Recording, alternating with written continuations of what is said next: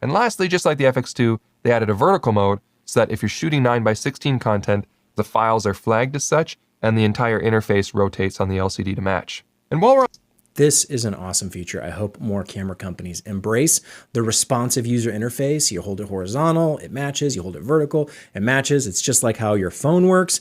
Nice to see camera companies doing it. This is the new Sony A75. This is Gerald Undone's review. I really appreciate his content. I think he breaks these cameras apart and kind of gets into the nitty gritty, the weeds, so to speak, and some of the technical components of what makes these cameras and devices tick. So I really like Gerald's video.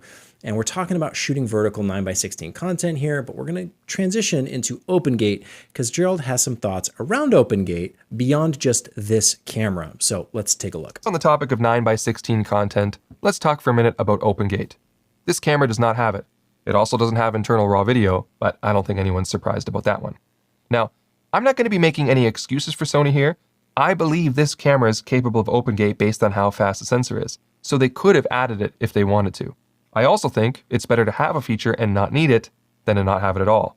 However, I absolutely despise the rhetoric I see online about OpenGate. So if you're one of those people who makes claims like, any camera that doesn't have OpenGate is dead, feel free to ignore this next section, as I'm now going to address the sensible shoppers who are truly wondering if not having OpenGate is going to ruin their lives. Okay, so this is kind of his rant, and it's all fair. I've done my fair share of ranting in the past.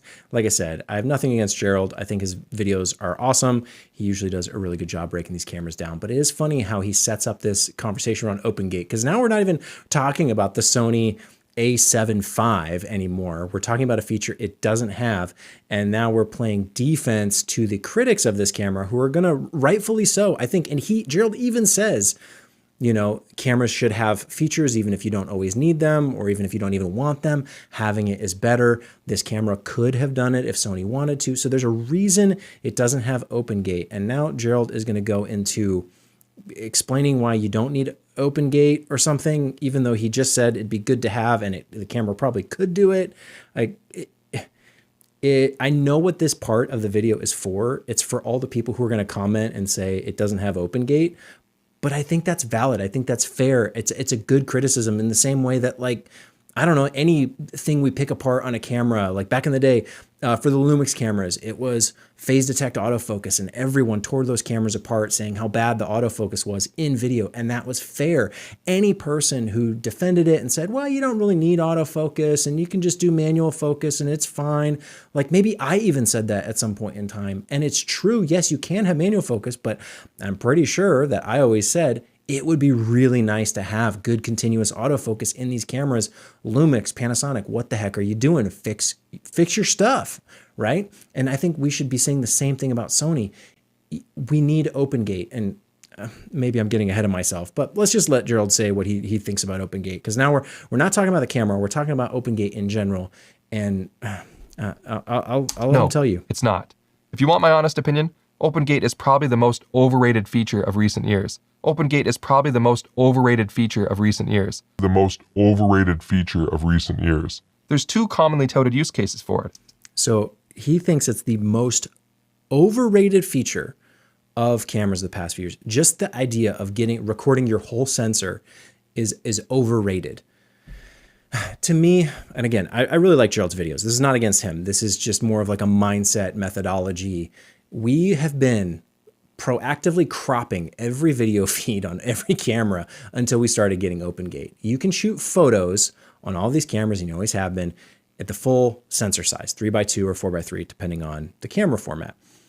The photos you crop later, you pick your crops later, and everyone accepts this as a standard normal thing about photography. No one would evangelize or say, you don't need the full sensor, you're just a living vertical anyway, or who cares? No, you bought the camera, it has a sensor in it, and you want to get the full use out of that sensor. And for video, it's always just arbitrarily, always been cropped to 16:9. I say arbitrarily, but of course this is the HD TV standard, but let's say you want square, let's say you want vertical, 4x5, 9x16, whatever it is. Having the full sensor area is just giving you what they already sold to you. in video form. And this is normal for photography, but for video, it's been so baked into our minds that we have horizontal 16 by 9, 16 by 9, 16 by 9. There may be out there a camera with a sensor in it that the sensor itself is 16 by 9, but all of the ones that I'm aware of have bigger sensors than that. Maybe some, specific cinema sensor, maybe stuff Red was doing or Blackmagic. I don't know the specs on every single sensor ever designed. There probably are some that are 16 by 9 only. And if that's the camera you buy, that's the sensor you get, and it's 16 by 9, it's a limitation. But for these cameras specifically, they're selling you the full sensor, so I just want to be able to record it. But let's see what Gerald says and why this is overrated. More headroom for cropping out a 9:16 image, and anamorphic ratios. The anamorphic argument is weaker on a 3:2 sensor though. For a 4:3 sensor, it makes more sense. But 3:2 open gate anamorphic leads to crazy wide aspect ratios in many cases. And let's be honest, if you're an anamorphic enthusiast, you should probably be buying a Lumix camera anyway. They've got... Yes, Lumix, that's what the reason we call it open gate now is because it came from these anamorphic modes of the past. It used to be to shoot open gate, you would put your camera in the anamorphic mode on these Lumix cameras because they're pretty much the first ones who did it that I know of in this consumer level hybrid style mirrorless body. On the Micro Four Third cameras, whether it was like the GH4, GH5, GH6, etc., you'd put your camera in anamorphic, but not use an anamorphic lens, and boom, all of a sudden you get the full sensor recording. While telling anyone to use the anamorphic mode was counterintuitive. People didn't understand, what do you mean shooting anamorphic? I don't have an anamorphic lens. It's like, trust me, you're getting more of the sensor area. You're shooting the full sensor. Well, that terminology ended up becoming known as open gate, and that's what we all call it now. But for a long time, you had to shoot in the anamorphic mode, and I'm glad we've ditched that terminology, and now it's just open gate. It's the standard. It's the full sensor. It's just recording what they already sold you. But all the de-squeeze and stabilization options to make your life way easier. So what about 9:16 reframes? That's where it's grossly overrated, and I can prove it. Here is a 16:9 video. So cropping vertical is grossly overrated. So I want you to pay attention, pay very close attention to this framing, and watch what happens, because it's kind of a trick, okay? Yes, you can always match the look. There's always workarounds for everything, right? Back in the day, again, Lumix, the phase detect autofocus wasn't there, and so you'd use manual focus, or there was, you could do single point autofocus and then lock it in. There's always workarounds. Whether these cameras, they're overheating, you attach a fan, and it seems like the new Sony A75 has solved that just internally, which is bravo, Sony, good job. That's the way to do it. Sell a camera and have the thermal management built in, designed in mind, engineer it that way so it doesn't overheat. So glad to see that that's been fixed. There's always solutions. There's always workarounds. There's always little cheats or imitations or ways you can achieve the same result doing a different method. But almost all of them are less preferred, less ideal than just the main way of autofocus. It just works. There's no tricks. There's no cheats. You don't have to program some custom thing in or know something secret. It just works the way you want it to. Same thing with the overheating. I don't want to have to remember to charge a fan battery or clip it onto the camera. The camera should just not overheat. It should function as it's sold. Same thing is true for like the high frame rates. A lot of these modes, sometimes over the years, they'll come with little gotchas like, oh, it doesn't have audio recording in that mode, or oh, you lose subject detection in that mode, or oh, psych, you can't use HDMI this certain way when you're trying to do this other thing. All that's really annoying, and the best ideal solution is just for it to just work. This is the 3:2 shot, so pay attention here to the framing, okay? So that last one was 16:9. This is 3:2. Pay attention to the framing and what changes here when he shows you kind of the solution, the workaround, the compromise. Photo taken on the same camera in the same position at the same focal length to use as our example of what open gate would look like on the A75. Now using the 16:9 frame, let's zoom out until we get the same vertical space top to bottom. Okay, zoom out, the same vertical space top to bottom. Yes, the vertical field of view has adjusted and now matches, but he's gonna crop off the sides because see now our horizontal field of view changed as well. Now we're seeing a light. On the left-hand side there, you see a light we did not see before. That wasn't in the 3:2 shot because we had to zoom out, and zooming out goes in all directions, vertical and horizontal. So we're changing our field of view vertically and horizontally, and here's what ends up happening. That's it, just a few millimeters difference. He's got to crop off the sides.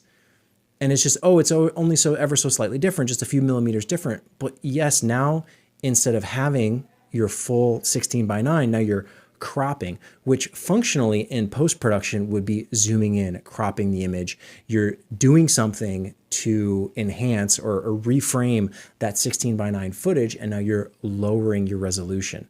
So you can say it's the same, you can say you can achieve the similar results and it's no big deal, and you certainly can, but for me, getting the full sensor as the camera is sold is the most important thing, because then I can do all of this without those compromises, without those trade-offs. I can get a clean single export 16:9 and a vertical 9:16 or 4:5 or 1:1, whatever I need, all from one clip in one timeline. I don't have to pan and scan. I don't have to zoom. I don't have to scale. I don't have to reframe anything, because it's all retained exactly as I want it as shot, because I have those frame markers and I can get my 16:9 and I can get my vertical all in one go. I don't have to zoom out and then compromise my 16:9, my horizontal now is wider too. Well, I don't want it that wide on the 16:9. Why did I zoom out? Well, we'll just zoom in and crop that later and we'll fix it. And I'm like, now I'm reducing resolution and jumping through these extra hoops just to get something that I already have. You might not like this workflow. You may not want to do any of it,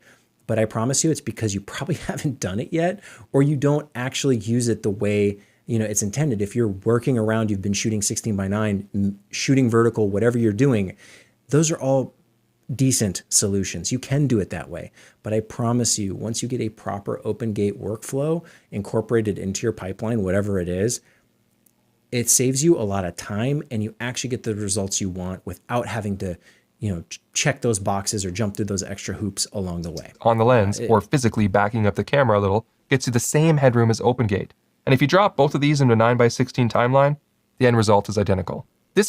Right, on the vertical, but now we've changed that horizontal field of view on the 16:9 one, and that's now something you have to compensate for. You're either scaling in, zooming, whatever you're doing to get it to fit for the 16:9. So yeah, if you only need to deliver vertical, and that's for sure, it's only ever going to be vertical, well, then just shoot vertical, and that's fine, people do. But then what happens? You think it's only going to be vertical. For sure it's only a vertical project. And then lo and behold, weeks, months go by. Hey, can we get that a horizontal version of that? Hey, can we get a 16:9? Hey, we need to, put it somewhere else. It's got to be on a TV. We got to do something with it. And now the thing you baked in the vertical shot, you're wishing, oh, wow, I wish I had horizontal framing in mind. And most of the stuff that you do, maybe it is prioritized horizontal and you only care about 16:9 and you don't even worry about vertical at all. And yet weeks go by, months go by, time and time again, someone comes back. Hey, can I get a vertical version of that? Hey, can I get a 9:16? Hey, can that be taller for social?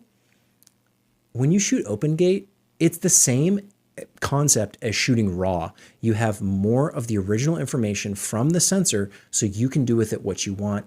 And I can't tell you how many times this has saved me, not saved a project, because like I said, there's always workarounds. You can always readjust, pan and scan, do what you need to do in post-production to make it fit. But the time, the effort that it saves you, just having that raw, the full sensor information in a situation where someone's asking for a vertical version from horizontal, all of a sudden it's like, yeah, no sweat. Like I've already got it. I recorded it. I didn't have to plan to record it. I didn't have to zoom out all of my shots just in case. I just have that extra data that the sensor was seeing anyway. The lens was hitting anyway. It's the same thing as RAW versus JPEG. You can shoot JPEG. That's fine. But a lot of people shoot and prefer RAW because it gives you more data to work with and you can make those adjustments. Well, get it right in camera, just shoot for the final look. Yeah, if for quick deliverables, you can do real-time LUT or you can do the stuff just to deliver JPEGs, that's fine. But I guarantee you almost all those people doing that are still probably shooting RAW just in case as a backup. Oops, I need to change my look. Oh, I want to adjust my highlights, or I want to change something, with my shadows, or I want to process it a little bit better because, hey, now I want to make a print of this photo and I don't want a compressed JPEG. I want to actually go with the good stuff, the raw stuff. Same thing is true for OpenGate. It's that safety net. It's the insurance you have of when you're shooting something. Yes, you know the deliverable. Yes, you've talked to every single person on the team. You know the output. You know the expectation. And I promise you, 9 times out of 10, it will still change down the road. And OpenGate gives you the cushion. Now you're good. There's no problem because you already have it. It's like you shot vertical intentionally even though you didn't even have to think about it because all your framing was 16:9. And oh, lo and behold, you get this extra vertical information. Is it better on a micro four thirds camera that's 4:3, that's even taller? Yes, absolutely. The 4:3 sensors are taller and they give you more vertical resolution. So it's even better if you're shooting micro four thirds. But let's face it, nowadays, a lot of people want that full frame look. And so 3:2 is a fine compromise in between 16:9 and 4:3. I'll take it all day, all day, every day, just to make sure I have that extra real estate. It's like shooting raw. It's the safety net. It's the cushion. It's the protection for the project and for your time later. So you're not pan and scanning, doing all this extra editing to make a project vertical and how you're, fudging things and you're adding blurred wings or you're doing some goofy nonsense, wasting time when you could have just like clicked one button and you would have had it, right from the get-go. Concept is always known as headroom. Leave more headroom if you'll need it later. But the camera bros online are presenting it like it's some kind of magical concept. They're basically saying they can put their cameras in a certain mode that lets it create headroom for them automatically for reframing later. And they're not wrong, but it comes at a cost. Open gate modes always have reductions in things like read speed, bit depth, frame rates, image quality, battery life, and thermal performance, just to achieve something that can be done by zooming out a little without giving up any of those other things. Now, the zoomed out's Gerald is really getting worked up, and I love it. I love to see the passion, the fire, the energy. However, I will take issue with, so one of the things he calls out here, he lists a bunch of compromises that come with OpenGate. And while I mean, maybe theoretically there are some bit depth, it's 420 versus 422, but like you're getting more resolution, in some cases, so it's like 6K versus 4K. So the trade-off is really kind of a wash there. The read speed is an interesting one to call out because the same is true for APS-C. And he even points it out in this Sony A75 video where by shooting APS-C crop, now you get a faster readout speed. There's no magic happening necessarily. I mean, there is kind of, sort of, depending on how these camera manufacturers design, their implementation of it. But in the simplest terms, when you just crop into the sensor, it's just less lines, so it's faster in terms of the readout speed. Yes, if you're reading the whole sensor from top to bottom, it's slower from top to bottom, but the speed itself is the same. It's just your sample size changed, so it adjusted the overall speed. So the trade-offs are not as great as what he's painting the picture here, that it comes with some huge disadvantage, because it's really not. Again, you're just getting the full sensor that they sold you. If they implement like a poorly, produced codec, I guess that's something to criticize, but then that's just criticizing the concept of, criticizing the codec, not the concept. The concept of OpenGate is super valuable, even if you don't need it or want it or care about it. It's not overrated. Because I think it's incredibly valuable, especially in today's landscape of social media. That's why it's caught on and become so popular and become such a necessity for creators like me and many others who realize the benefits and the potential. This feels like I said, like what everyone back in the Lumix days, when it was manual focus versus Sony's beautiful continuous autofocus, or full frame versus micro four thirds. It's you know the disadvantage, you see the limitation, and yet you want to say, well, somehow I don't need it, or I don't want it, I don't care about it. No, I think that's a mistake. I think Sony should be incorporating OpenGate onto these cameras like Canon is. I assume Nikon will be doing something similar, like they've picked up shutter angle. Good for them on Nikon.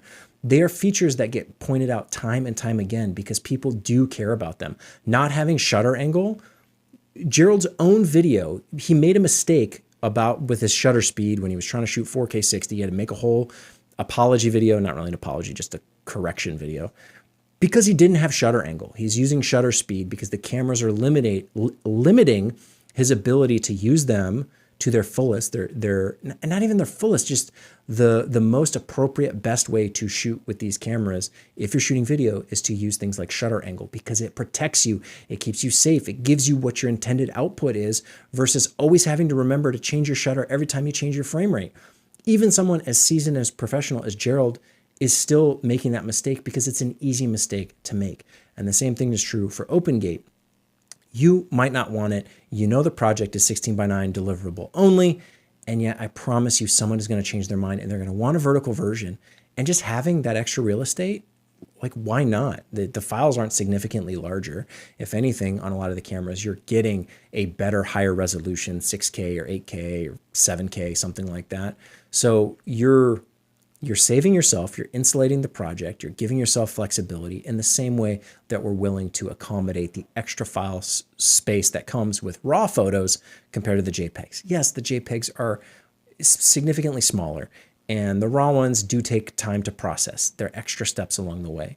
But all of that is worth it in the grand scheme of things, because the problem that it solves is the bigger headache of only shooting JPEG, of only having horizontal footage. It's only 16:9. And now you're tearing your hair out going, oh, great, how do I make this work? When again, you could have just had that full sensor right from the start, because again, it's what the camera is seeing anyway. It's built in. The sensor is the size it is. It's not a 16:9 sensor, it's 3:2. So you might as well record all of it instead of arbitrarily chopping off the top and the bottom just to meet some spec, some standard that really isn't the end all be all these days, because so many people want multiple versions and different aspect ratios. 16:9 version will have slightly less vertical resolution than a tighter open gate recording, but no one is going to be able to see a quality difference on any of the platforms that let you deliver 9:16 content. And you're going to have to do the same amount of work in post no matter what. Anyway. That's not true. The amount of work in post is actually significantly less if you edit on an open gate timeline. That's the other thing. Don't drop 3:2 footage onto a 16:9 timeline. Why would you do that? Now you're pre-cropping again.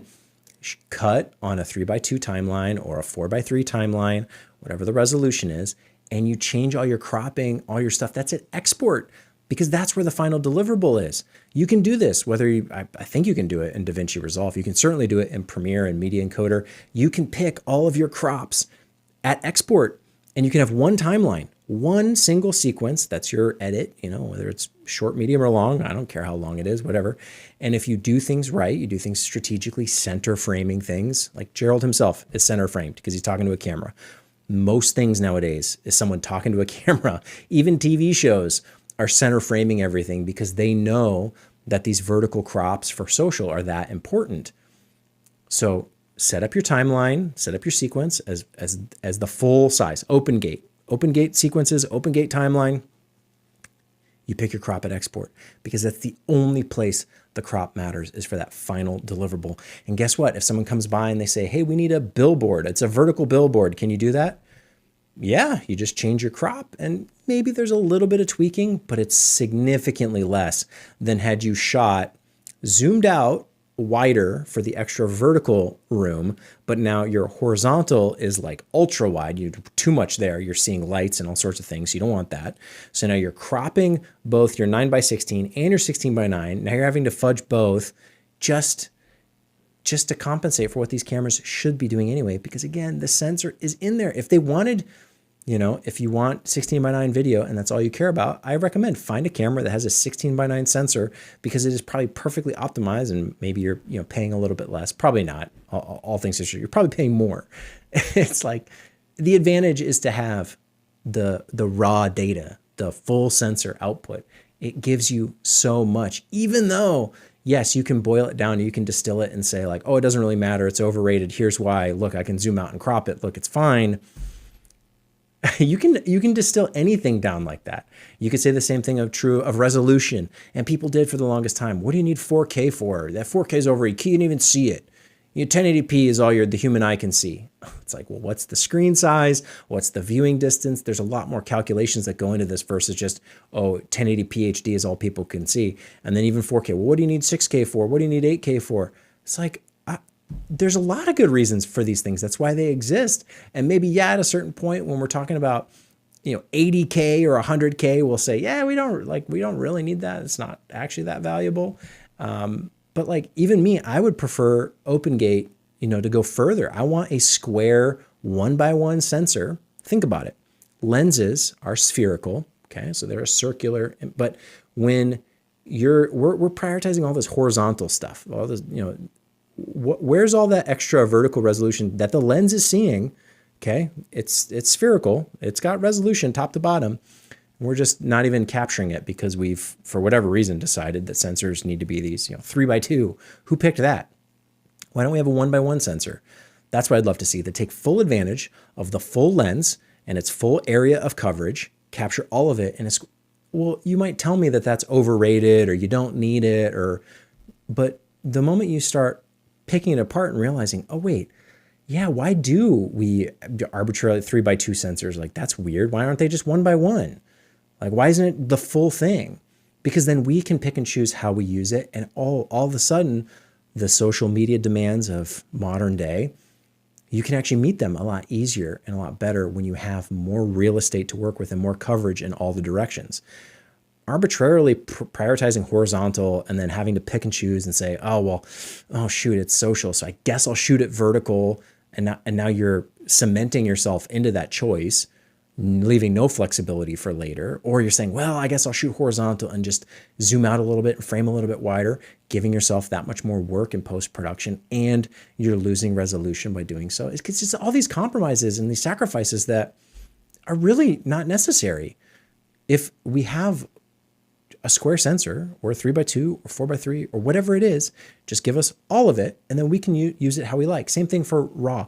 Well, who needs 14-bit RAW? Just do 12-bit RAW. Well, who needs 16-bit RAW? Like, well, it's more data to use how we want to make the most of. And I know Gerald said all this going in. So again, I'm not criticizing him or picking him apart or hating or whatever. I really like him and his content. But it just seems like this is the sticking point for Sony, where they're not willing to put OpenGate on these hybrid mirrorless cameras.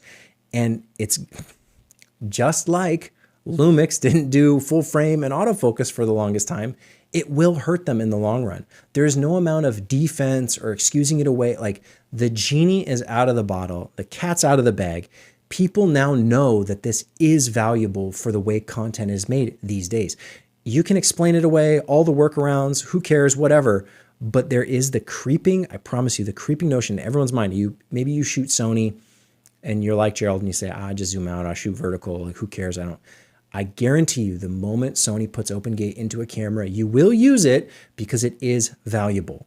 There is no person who would get a feature like OpenGate on a Sony camera and continue to shoot 16:9 zoomed out or picking to shoot vertical, even though they know they might have to deliver horizontal at some point in time. It's trying to excuse away the fact that this feature isn't in this camera when it is there on others, and trying to make heads or tails, trying to come to terms with that. How do you deal with that? Like, these Sony cameras, they're so powerful, they're so good in so many ways. They've fixed the overheating, they've got, great resolution, dynamic range, frame rates, they're doing all this cool stuff. And they can't do this one thing that is becoming more and more of the demand. And like I said, I know why Gerald made this video, because he knew people were going to come in the comments, and they still are. They're probably going to come more now because he pointed it out. That's why I'm making this video, because he started talking about it. I thought, oh my goodness, now we have to discuss this. OpenGate is valuable. I promise you. If you don't, you can diminish any feature and say, who needs 4K 120? What a silly, stupid, nothing moves that fast. Who needs that?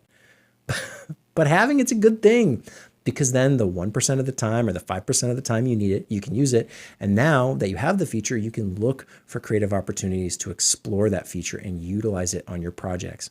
Same is true for OpenGate. If you want to say you don't need it, you don't want it, who cares? That's fine, but you're limiting yourself because Sony limited their cameras. And that, at the end of the day, is the hard truth of it, is that I don't want to limit myself just because a camera manufacturer arbitrarily decided this is a feature we're not going to implement. We're not going to do it. Sony makes the sensors. They're like, when it comes to having all of the power, Sony has it. They could do it. I'm certain of it, right? These cameras are capable. They're off the charts in terms of technology. We have so much power under the hood here. And yet they still won't do simple things because either they don't want to invest the time in doing it, which maybe is true, or it's kind of we're going to reserve that for the cinema line, or, oh no, we don't want to do that. We don't want to muddy the water. I don't know what the reason is behind the scenes at Sony. But I know the longer they hold out, the more and more people will leave Sony if they're not staying cutting edge with their features. It used to be the case that Sony was offering the best features at kind of the lowest prices.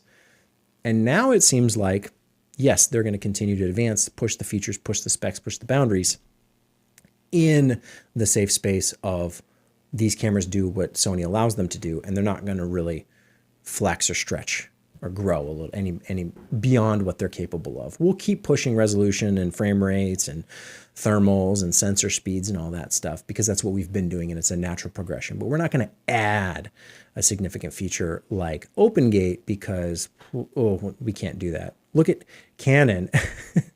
They come out with the C50 and now it's got Open Gate. It's like, well, finally, but what took you so long? You've got so many of these other cameras.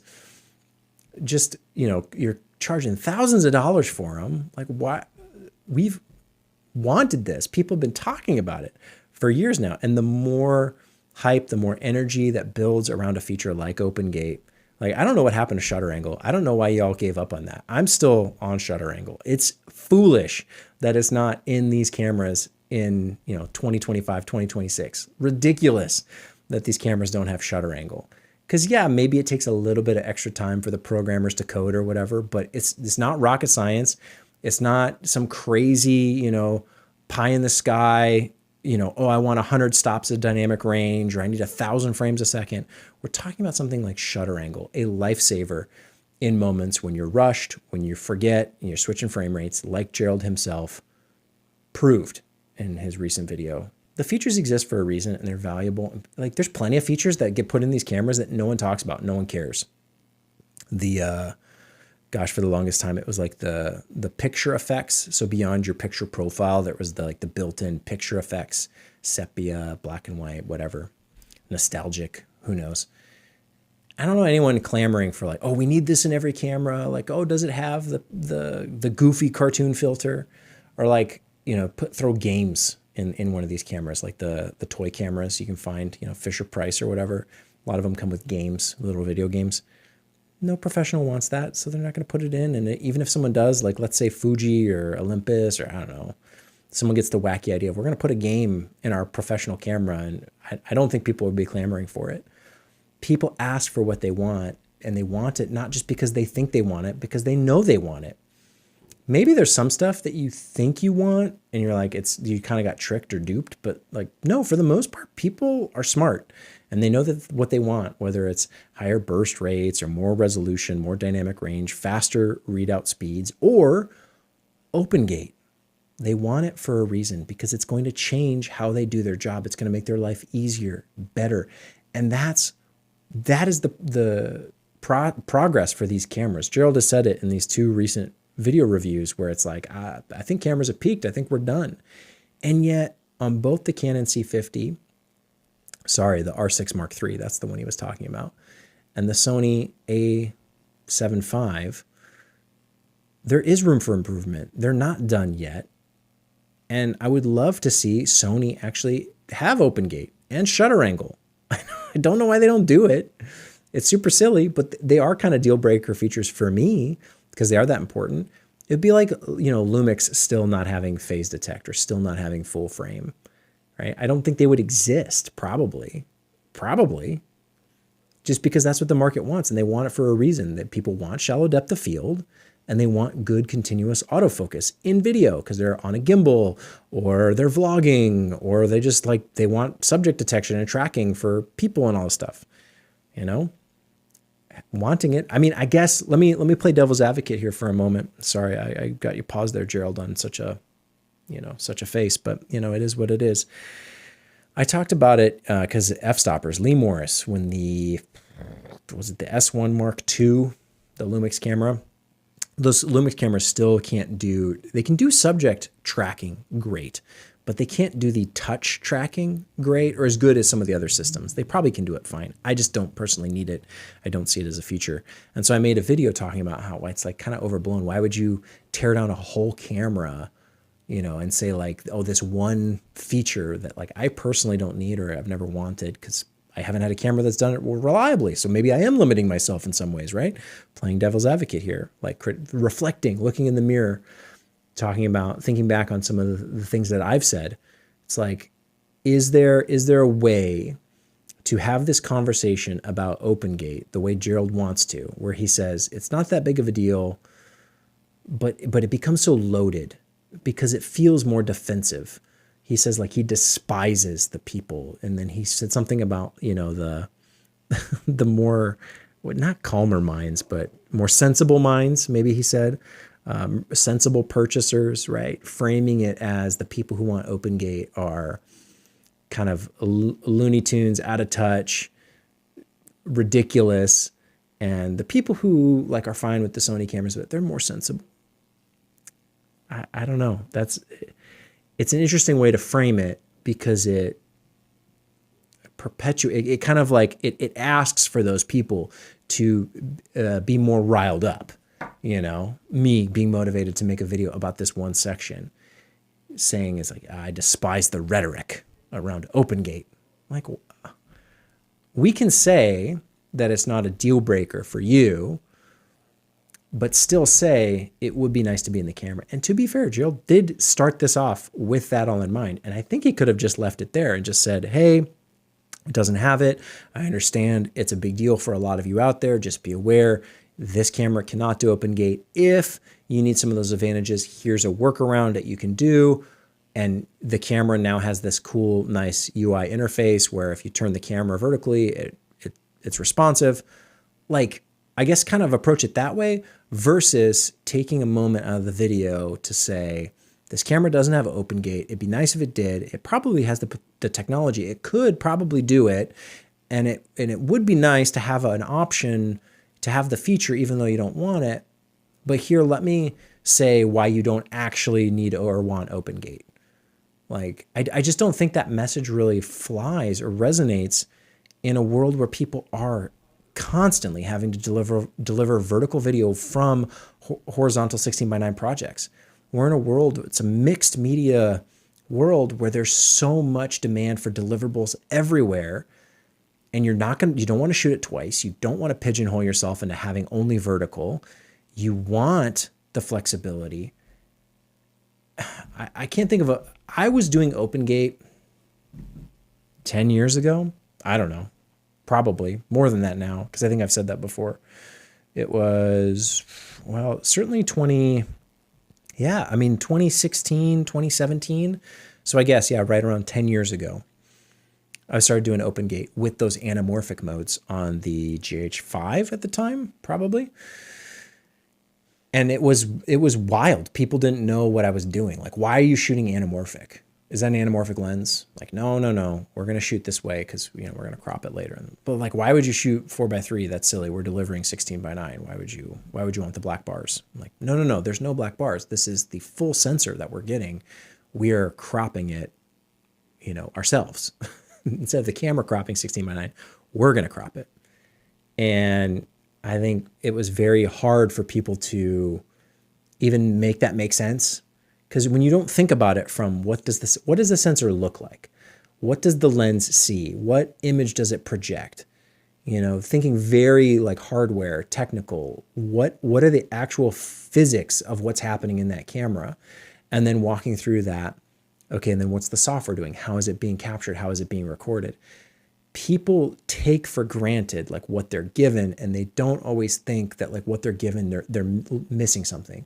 Because if on every camera for, you know, the last 20 years has only been 16:9 footage, you just take it like, oh, that's just what it is. That's just video. That's what a video file is. It's 16:9. When you start peeling things away and you realize, oh wait, this is kind of an arbitrary limitation, and I could be doing all this. It's like, yeah, 10 years ago that was kind of weird and unconventional. And we were doing it at that time because we needed 16:9 footage, but we also needed 1:1 square versions for Facebook. This was the time where square video was taking off. Before Instagram Reels, before TikTok, before even like Snap, like anything vertical was not big. It was square. This was the time. And it was just to have a nicer, easier way to just crop square without just cutting off the sides of 16:9. It's like, hey, we're getting a little bit more here. And then slowly over the years that progressed. And as the platforms changed and wanted more vertical video, all of a sudden it became like, well, okay, we have to do this for basically everything. And that pattern is going to continue. And what I think is going to become even more demanding Because if you forecast in the future and you think of where screens going, if you want vertical video for your phone because your phone happens to be held vertically. That's the only reason we have vertical video is because of phones.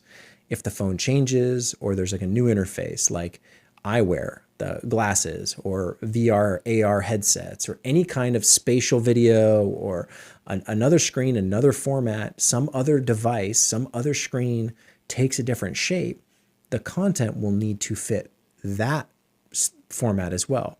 And there's a lot of trickery you can do. You can use AI now to, extend or enhance different directions, but it's slow, it's tedious, it's costly, and it's AI, so it's still never quite perfect. It's not exactly what you want. You can make it work in a pinch. It can solve a problem one time, but it can't become part of your workflow. Same thing for the cropping and reframing and stuff. It's like, yeah, you can do it once to fix a problem, but you don't want to have that problem baked into every single project you do where it's always a part of your workflow, because then you end up just getting exhausted doing simple, stupid stuff like scaling and reframing and just exporting vertical, from a 16:9. No one wants to be doing that. It's a waste of time for everybody. So you look at something like OpenGate, you look at the current landscape of where we are and how many deliverables are needed for all the platforms, and people start realizing, oh, this OpenGate thing that I've been hearing about, it doesn't seem like something I don't need anymore. It seems kind of like I maybe do need it and maybe I do want it. And it's frustrating that these Sony cameras have been around for as long as they are and they're as good as they are. Sony still hasn't added this feature that I see all these other people out there, they're benefiting from their workflow, their pipeline, all their production is sped up, more efficient, more optimized, they're able to deliver more with better results. I want some of that, I want those features too. And you start seeing people going and looking at Lumix or looking at Canon now, because now they've got it as well. But there's some other compromises or trade-offs or differences between all these brands. And you really have to pick like what is going to solve the most of your problems. I would be shocked to know anyone in 2025 going into 2026 that doesn't touch vertical video. Like, I can't imagine there's someone out there who just doesn't do that. They only do horizontal and they're only ever going to do that forever. And if they do vertical, it's only ever vertical. It's only ever 9:16. It's never horizontal. I can't imagine anyone out there is actually like that. I think everybody touches all the aspect ratios now. And it didn't used to be that way. It used to be that it was very clear cut. This is a horizontal project or this is vertical, and you could shoot very locked in. And over the last 10 years, that has changed dramatically to where now everything is multi-aspect, multi-platform, different lengths, different versions, and having that flexibility built into your footage is what you want. Same reason you shoot RAW, so you have the flexibility to do it in post, however you end up wanting to do it with those deliverables, right? It's just an export setting in Media Encoder to pick your crops. You can have one timeline, one sequence, pop it out, every different aspect ratio you could imagine from one single edit. And the beauty of that is the moment there's a revision or a change or an adjustment, it's one single sequence, you're changing it one time, and you're re-exporting 5, 10 versions, maybe in some cases, for all the different crops. Maybe if you're working in billboards or advertising, you end up having some really weird screens to deal with sometimes, plus social, and all those standards as well. So it's not overrated. I think it's just in high demand. And I think the people who are clamoring for OpenGate are feeling that pressure, feeling that squeeze, saying, oof, I really need this feature so I can actually do my job better and more efficient. That's not overrated. It's just the world we live in and the demands that need to be met these days. And it's unfortunate that Sony has still stuck to this idea of we don't need to offer it, who cares? It's like, well, why'd you add the user interface flipping for vertical then? Why'd you even take the time to do that? Because I can turn a camera and still turn my head and see all the settings. Why do I need that feature? Well, you thought it was valuable. Someone cared enough. And I agree. It's a cool feature. I hope more camera companies do that, being responsive with their user interface and the design. So why take the time to make a responsive UI for vertical video, but then at the same time say, no one needs OpenGate, it's overrated?